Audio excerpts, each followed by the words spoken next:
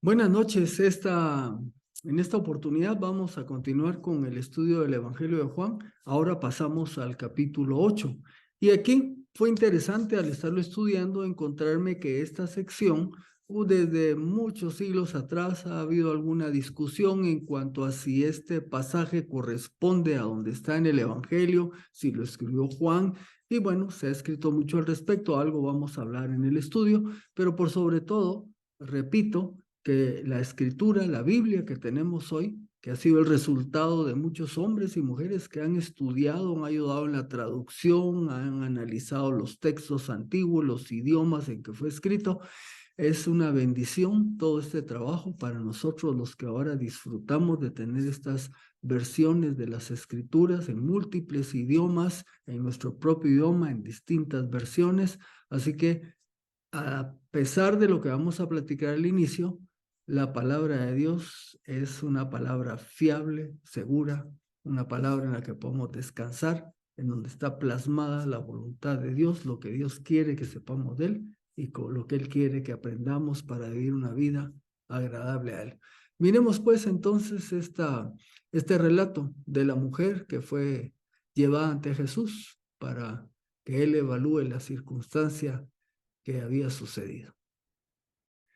Buenas noches, el día de hoy vamos a estudiar el capítulo 8 del Evangelio de Juan, versículos del 1 al 11. Con esta sección me encontré con una sorpresa. Hoy comentaba con uno de mis amigos que después de tantos años me encuentro con lo que dice este pasaje que les voy a explicar entonces a continuación. Es un pasaje en donde ha habido discusión. Como anoto acá, como es sabido, hay una serie de segmentos bíblicos que han sido sujetos de discusión entre los estudiosos de las Escrituras, en lo que se refiere a la pertenencia de dichos segmentos o pasajes bíblicos, por así decirlo, a los escritos originales. Estos pasajes en discusión representan un porcentaje mínimo, quizás menos del 1% del total de las escrituras. Ustedes dirán, ¿de qué estoy hablando? Lo que sucede es que esta sección del 1 al 11, hay algunos manuscritos antiguos que no la tienen, y es lo que voy a explicar acá.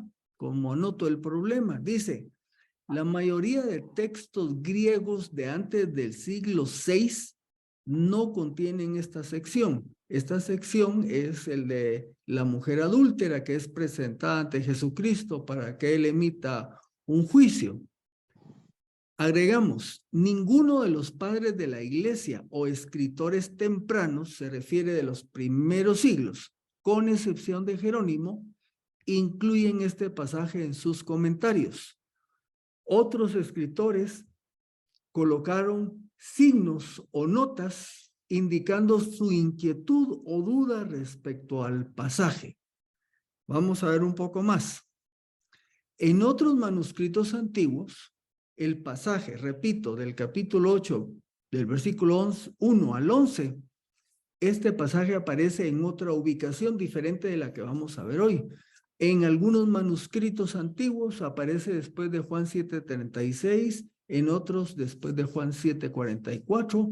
Habrá algún otro u otros donde aparece después de Juan 21:25, e incluso estos 11 versículos aprox llegan a aparecer allá después de Lucas 21:38. Para algunos de los estudiosos, este relato de la mujer encontrada en adulterio interrumpe el fluido de la narración que debería ser para algunos natural de la sección del 7:37 al 52 que vimos en el estudio anterior, y debería de pasar automáticamente al capítulo 8, versículos 12 al 21. En el 7:37 al 52, Jesús habla del agua. ¿Se recuerdan que hablamos de que en la fiesta de los tabernáculos iban a traer agua a una fuente y la llevaban al altar y la derramaban? Y en eso fue que Jesús enseña: el que cree en él, de su interior correrán ríos de agua viva. En esa misma fiesta de tabernáculos, al final, había una procesión de luces. Y en el 8, 12 al 21 es donde Jesús dice, yo soy la luz. Bueno, En pocas palabras, algunos creen que esta sección que vamos a estudiar hoy fue agregada posteriormente al segmento de Juan. Se dice que también tiene un estilo diferente. Por ejemplo, aquí vamos a ver que habla de escribas y fariseos, pero Juan en ninguna otra parte de su evangelio combina estos dos nombres juntos, mientras que en los sinópticos sí aparece la combinación de los escribas y los fariseos. Aclaro o recuerdo, los sinópticos son los evangelios de Mateo, Marcos y Lucas, y se llaman sinópticos porque tienen una buena cantidad de contenido similar en los tres evangelios, no totalmente, pero tienen varios pasajes que los tres relatan, mientras que estudiamos al inicio, el evangelio de Juan es bastante diferente de los otros tres. Bueno, explicación de su ausencia en estos manuscritos antiguos. ¿Por qué algunos no creen? ¿Por qué dicen que no aparece? Bueno, Agustín de Hipona, uno de los escritores de estos siglos iniciales, ha especulado de que la razón por la que no aparece en algunos manuscritos antiguos fue porque hubo escribas celosos a tal extremo que quitaron el pasaje de esos manuscritos antiguos porque tenían temor de que este relato pareciera que Jesús fue muy permisivo, se portó muy buena gente, ¿verdad? Y como el tema era el adulterio, y comentan algunos que al inicio hubo problemas de adulterio en algunas congregaciones, entonces decidieron quitar el pasaje para que no se viera que Jesús era muy buena gente con ese tema. Bueno, esa es la opinión que sale de ahí de Agustín de Hipona. Pero de todos modos, lo vamos a estudiar y hay buen número de escritores que estudian el pasaje. Entonces vamos a ver la opinión de dos de ellos. ¿Por qué enseñarlo? Tomás Constable, que es un profesor bíblico del seminario de Dallas, escribe, entonces, hay una pregunta, ¿el Espíritu Santo inspiró esta sección o no? Él, el hermano Constable, cree que sí lo hizo, ya que ha sido preservado como parte del Evangelio de Juan a través de los siglos de análisis crítico. Dice él mismo, ¿por qué me tomo el tiempo en exponerlo? Dice que lo hace porque la mayoría de las Biblias en inglés, porque él es angloparlante, tienen este pasaje y muchos cristianos creen que es auténtico. Veamos otra opinión, la de John MacArthur.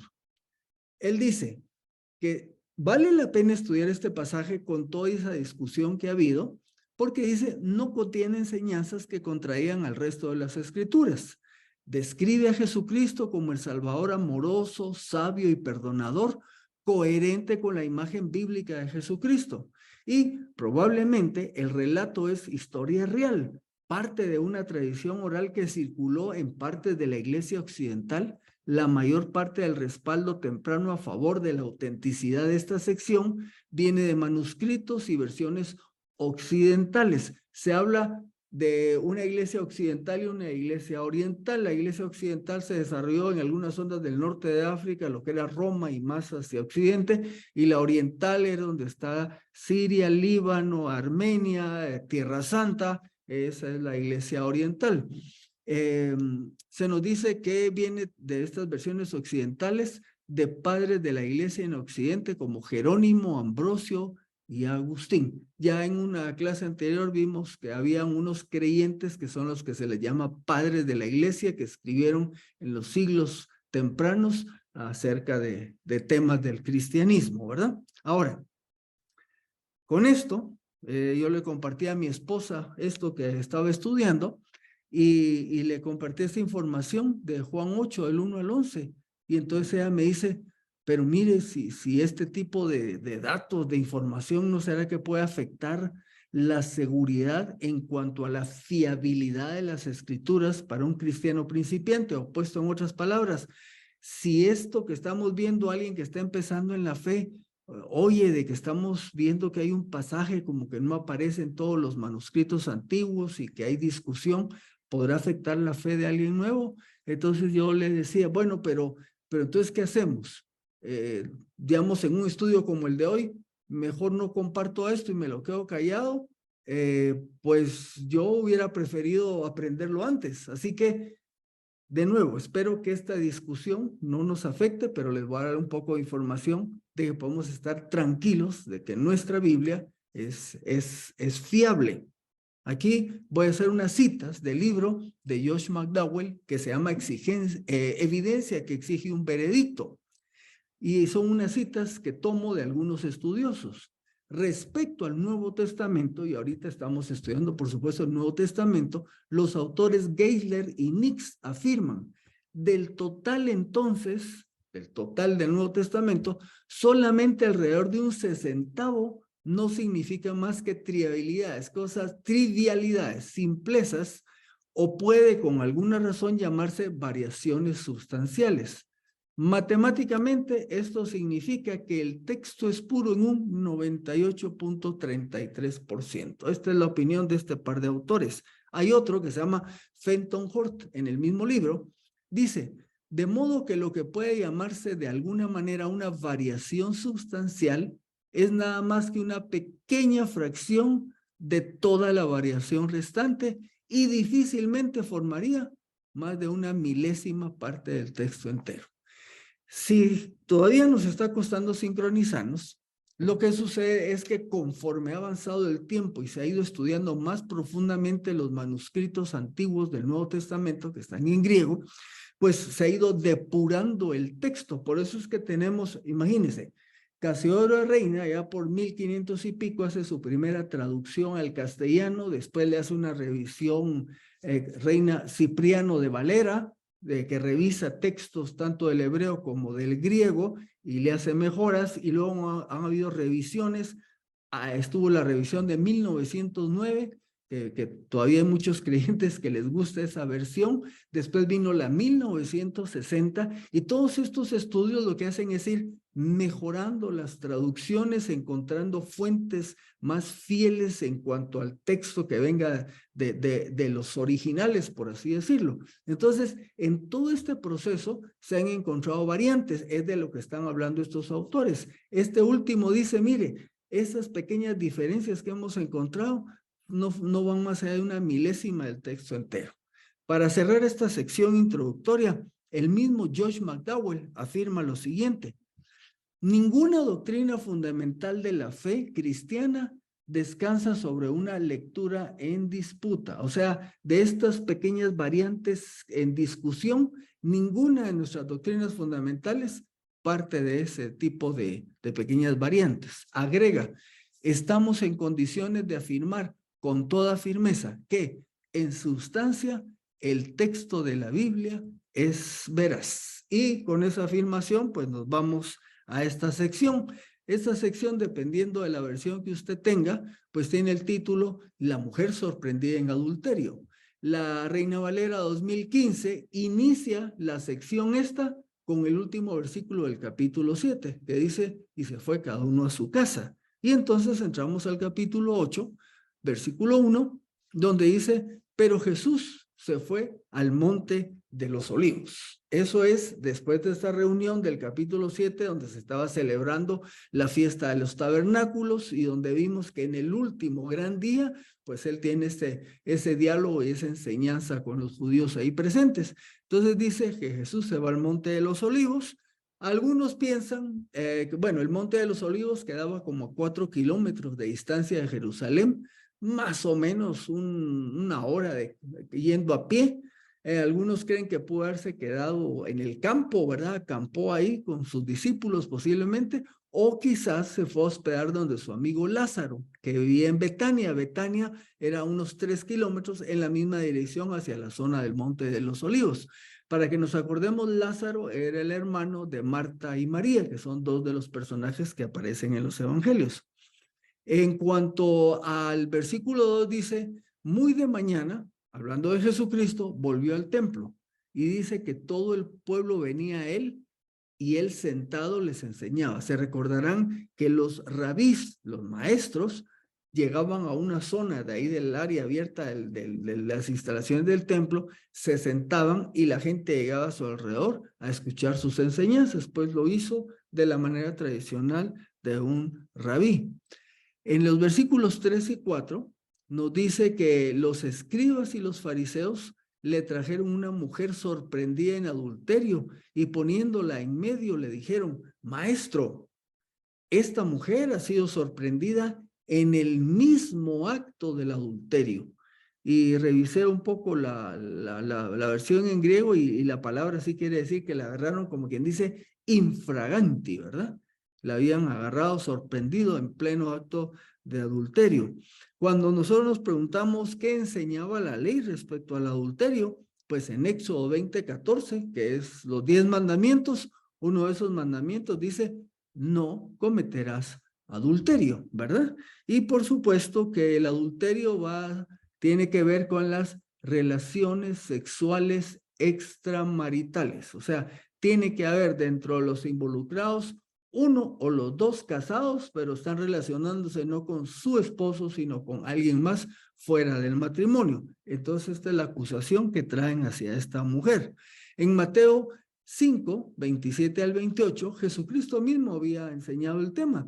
Ustedes han oído que fue dicho, no cometerás adulterio, pero yo les digo que todo el que mira a una mujer para codiciarla, ya adulteró con ella en su corazón. Incluso con esto, Jesucristo estaba siendo hasta más exigente, o sea, como que dice, no solo es el hecho de que físicamente vayan y se acueste un hombre con la que no es su esposa o una mujer con quien no es su esposo, sino solo el hecho de codiciarla en el corazón ya equivale a que haya cometido un adulterio, o sea, hablando de pecado, ¿verdad? Entonces el Señor Jesucristo elevó la norma. Ahora bien, en el versículo 5, en la ley de Moisés dicen los acusadores, él nos mandó apedrear a las tales, o sea, a los que son sorprendidos en adulterio, dice Moisés nos dijo que hay que apedrearlos. Y le preguntan a Jesucristo, a ver tú qué dices, qué opinas, a ver, queremos saber cuál es tu postura al respecto. Imagínese esta situación tan difícil, ¿verdad? Jesucristo sentado estaba enseñando, habían personas oyendo, cuando de repente irrumpen ahí en esa parte y se ponen en medio y enfrente le ponen a la mujer, le dicen, mira, la agarramos en pleno adulterio. Y la ley dice que lo que corresponde es apedrearla. ¿Tú qué dices? Bueno, veamos qué dice la Escritura. Levítico 22:10 dice, si un hombre comete adulterio con una mujer casada, si comete adulterio con la mujer de su prójimo, el adúltero y la adúltera morirán irremisiblemente. Deuteronomio 22:22. Si se sorprende a un hombre acostado con una mujer de otro hombre, ambos morirán, el hombre que se acostó con la mujer y la mujer. Así quitarás el mal de Israel. Ahora, si ustedes se fijan en estos pasajes, y desde que empezamos diciendo, estamos hablando de que para que haya un adulterio, como mínimo, participan dos. ¿Quién está ausente en esta escena? La pregunta, ¿y dónde estaba el hombre, verdad? O sea, ¿por qué trajeron solo a la mujer si la agarraron infragante, o sea, en el mismo acto? ¿Y dónde está el hombre, verdad? Es muy probable que para ese entonces no fuera común que se aplicara la pena de muerte por la restricción que tenían los romanos en ese sentido. Solo el imperio podía aplicar una pena de muerte. Y la pregunta que nos hacemos es, en realidad, el interés de estos escribas y fariseos era juzgar a la mujer. El versículo que sigue nos dice cuál era su verdadera intención.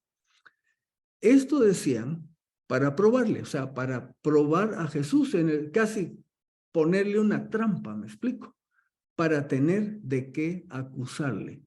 Se recordarán que hemos mencionado varias veces que estos líderes judíos andaban detrás de Jesús y no solo lo querían aprisionar, sino lo querían matar, ¿verdad? Porque los tenía incómodos con el crecimiento de la gente que lo estaba siguiendo, también por el hecho de que él decía que era Dios, que era el Mesías, el ungido, ¿verdad? Entonces, ellos estaban sumamente molestos, así que con esto están viendo cómo le tienden una trampa.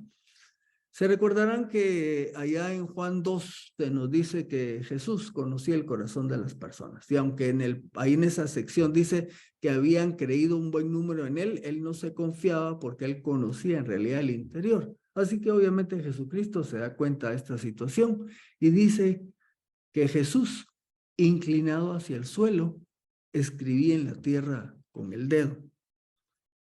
Y miren, si decía que no aplicaran la pena de muerte, imagínense la situación en la que lo pusieron. Si Jesús decía que no aplicaran la pena de muerte, entonces lo iban a acusar de que no cumplía con la ley. Y si no la cumplía, entonces no podía ser el Mesías. Entonces, si él decía que no aplicaran la pena de muerte para esta mujer, mal. Ahora, si decía que sí la ejecutaran, entonces se pondría en duda su compasión, que él ya había manifestado durante todas sus enseñanzas. Y a la vez, si él decía, va, ok, aplíquenle la pena de muerte, entonces lo podrían acusar de violar la ley romana al promover la pena de muerte que solamente el imperio podía aplicar. En pocas palabras, lo pusieron en una situación que si decía no o si decía sí, en ambas, si hubiera sido ese el caso, de alguna manera salía perdiendo y tenían un motivo para acusarlo. Dice que estaba inclinado hacia el suelo y escribía en la tierra con el dedo. El verbo que dice escribía es el verbo catágrafo, que puede tener varios significados. Por ejemplo, aquí se utiliza en tiempo pasado y puede referirse a que escribió palabras, puede referirse a que estaba haciendo algunos dibujos o algunos signos. Cuando uno se pone a estudiar este tema con los distintos comentaristas, dan un montón de opiniones. Yo anoto al final, aquí en esta diapositiva, dice, ¿qué escribió? El texto, no, Juan no dice qué escribió, solo dice que se puso a escribir. Pero si ustedes oyen mensajes o leen algunos comentaristas, se les ocurre empezar a pensar, dicen que se puso a escribir los 10 mandamientos, otros que se puso a escribir otro pasaje de la escritura que llamaba la atención a lo que estaba pasando. Escuché a un pastor muy conocido que sus programas han estado por muchos años en la radio. Él hasta, yo no sé de dónde sacó estas explicaciones, ¿verdad? Dice que escribió pecados específicos de algunos de los que estaban ahí presentes. Bueno, ok, mucha especulación. Lo que yo anoto es, no, Juan no, solo dice que se puso a escribir pudo escribir palabras, dibujitos, signos y nada más. Ahora, quiero anotar aquí lo que está aquí en medio. Dice, Jesús no se apresuró a contestar, hizo una pausa. Le ponen a la mujer enfrente, mira lo que estaba haciendo. La ley dice que lo que procede es esto, ¿tú qué opinas? Sencillamente hizo una pausa, bajó su cabeza, se puso a escribir ahí, ¿verdad? Y entonces nos dice el versículo 7, pero como insistieron en preguntarle, se enderezó y les dijo, el de ustedes que esté sin pecado, sea el primero en arrojar la piedra contra ella. Eso les dijo nada más. Deuteronomio 17, 6 al 7, dice que por el testimonio de 2 o 3 testigos morirá el que deba morir. No morirá por el testimonio de un testigo. La mano de los testigos será la primera contra él, para el que él merecía la pena de muerte, para matarlo. Y después la mano de todo el pueblo. Así quitarás el mal de en medio de ti. Ok, según esto, este antecedente, si se iba a aplicar, si se decidía que aplicaba la pena de muerte, a los primeros que les tocaba aplicarla eran a los testigos. Y estos que le trajeron, fariseos y escribas que le trajeron a la mujer, eran los testigos. Así que por eso Jesús les dijo, el que usted se crea libre de pecado, que sea el que tire la primera piedra. Por supuesto que ante la insistencia, les contestó, no negó al respecto de la pena, les dijo, bueno, proceda, el que tenga la autoridad moral para aplicarla, que tire la primera piedra. Recordemos un detalle más de la enseñanza de Jesús que dio allá en el Sermón del Monte. Mateo 7, del 1 al 3. No juzguen para que no sean juzgados, porque con el juicio con que ustedes juzguen, serán juzgados. Y con la medida con que midan, se les medirá. ¿Por qué miras la mota que está en el ojo de tu hermano y no te das cuenta de la viga que está en tu propio ojo? Esto lo tomé de la Nueva Biblia de las Américas. Continúa. ¿O cómo puedes decir a tu hermano, déjame sacarte la mota del ojo, cuando la viga está en tu ojo? Hipócrita, saca primero la viga de tu ojo y entonces verás con claridad para sacar la mota del ojo de tu hermano. Y un pasaje más en letra de Pablo, Romanos 2:1. Por lo tanto, no tienes excusa, oh hombre, no importa quién seas tú que juzgas, porque en lo que juzgas a otro, te condenas a ti mismo, pues tú que juzgas, haces lo mismo. Así que estamos aquí ante una situación en donde todos estos pasajes nos dan un contexto, ¿verdad? Le dice a estos acusadores, a estos testigos, muy bien, pues si ustedes están libres de pecado y específicamente hasta ese mismo pecado por el que estaban juzgando, pues sean ustedes los que tiren la primera piedra. Versículos 8 y 9.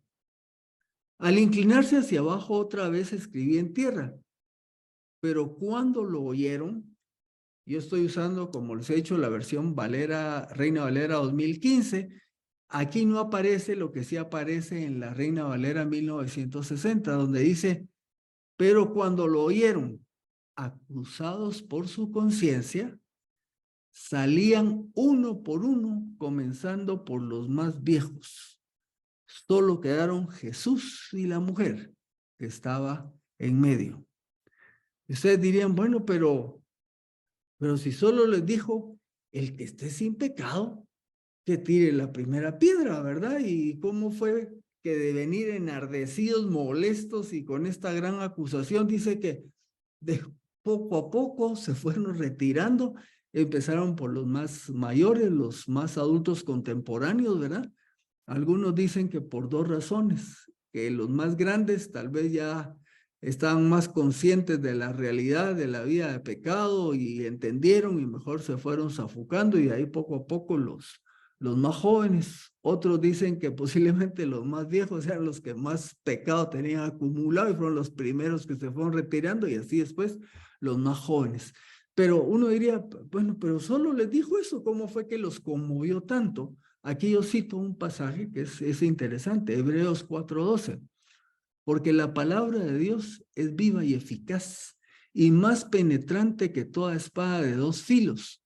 Penetra hasta partir el alma y el espíritu, las coyunturas y los tuétanos, y discierne los pensamientos y las intenciones del corazón. Miren, lo que pasó aquí es que Jesús sencillamente levanta su vista y dice, bueno, el que se considere libre de pecado, que tire la primera piedra. Muy pocas palabras, pero son las palabras de Jesucristo. Y esas palabras penetraron esos corazones y se fueron hasta adentro, a tal punto que todos estos acusadores ya no pudieron decir nada y optaron mejor por retirarse. Después de hacer una introspección, uno a uno se fueron dando cuenta de su hipocresía y de que carecían de la solvencia moral para ejecutar el juicio hacia la mujer, y paulatinamente se fueron retirando, del mayor al menor. Los que querían hacer caer a Jesús cayeron en su propia trampa. Vinieron a condenar a una mujer y salieron condenados. Quedaron solo la mujer ahí en medio y Jesús. Versículo 10. Entonces Jesús se enderezó y le preguntó, mujer, ¿dónde están? Obviamente los que te acusan, ¿ninguno te ha condenado? Y en el versículo 11 ella dijo, ninguno, Señor.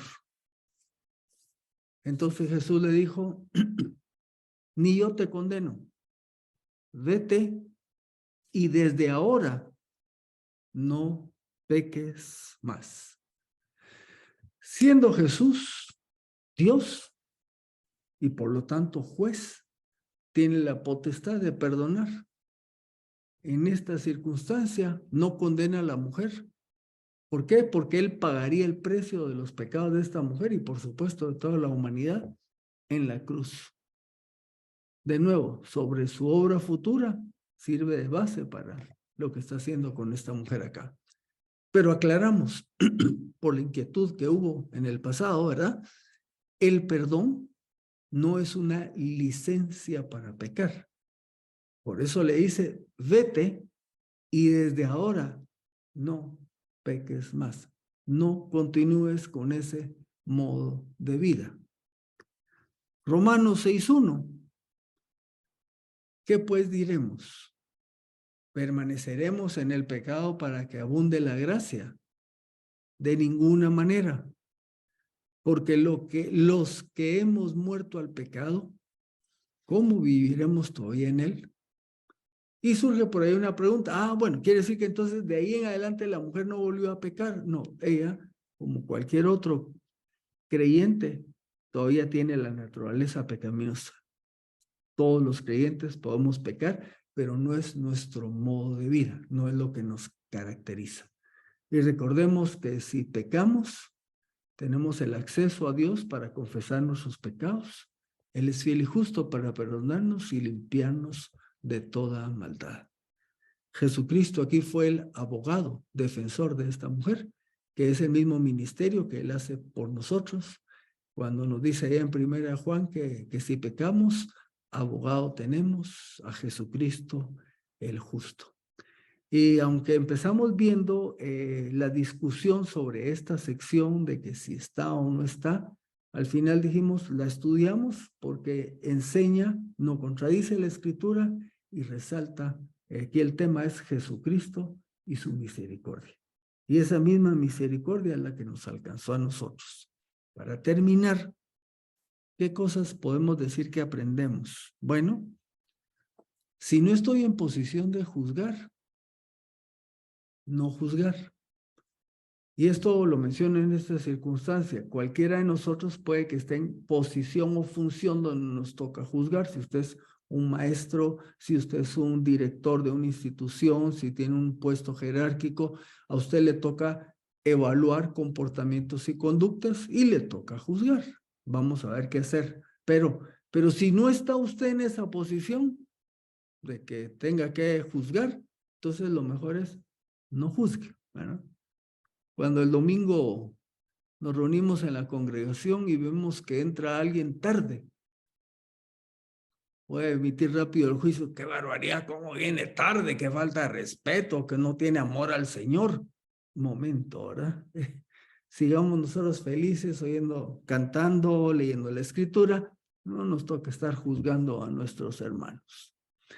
Ahora, si usted de alguna manera tiene que tener la función de que le toca juzgar, evaluar, entonces antes de juzgar, debo mirarme al espejo, ¿verdad? Como decía la Escritura ahí, antes de verle la mota al ojo, primero voy a ver si tengo una viga frente al mío y la debo quitar, darme cuenta de mi falta, de mi propio pecado, confesarlo a Dios y entonces proceder a ayudar a la persona que ha pecado. Si estoy en posición de juzgar, no hacerlo con un espíritu de superioridad o de envidia. Porque si yo me creo muy santo y por eso estoy viendo que los demás no llenan los requerimientos de una vida santa, entonces los empiezo a juzgar. Tranquilo, no voy a hacerlo desde esa posición. Y dos, tal vez estoy juzgando a los demás porque me da envidia lo que ellos hacen y yo quisiera, ¿verdad? Entonces, no juzgar con prejuicios. Y un último elemento es que cuando miremos a las demás personas, hombres, mujeres, hermanos y hermanas en la fe, que fallan en algún aspecto de su vida, tenemos que verlos con los mismos ojos de misericordia, como los que el Señor nos ha visto a nosotros y como nos ha tratado. Entonces, aprendamos en esta noche lo que el Señor Jesús hizo. Fue misericordioso, fue restaurador. Así que llegamos hasta acá. Terminamos el estudio de los versículos del 1 al 11 del capítulo 8 y al final dijimos, en función del ejemplo que nos dio Jesús, de esa actitud misericordiosa, de ese corazón perdonador, pero también restaurador, que nosotros en nuestra propia vida, pues sigamos su ejemplo y que no estemos juzgando a las demás personas, sino que estemos viéndolas con los mismos ojos que nos vio Jesús, con misericordia, siendo misericordiosos con los que nos rodean. Nos vemos para el próximo estudio.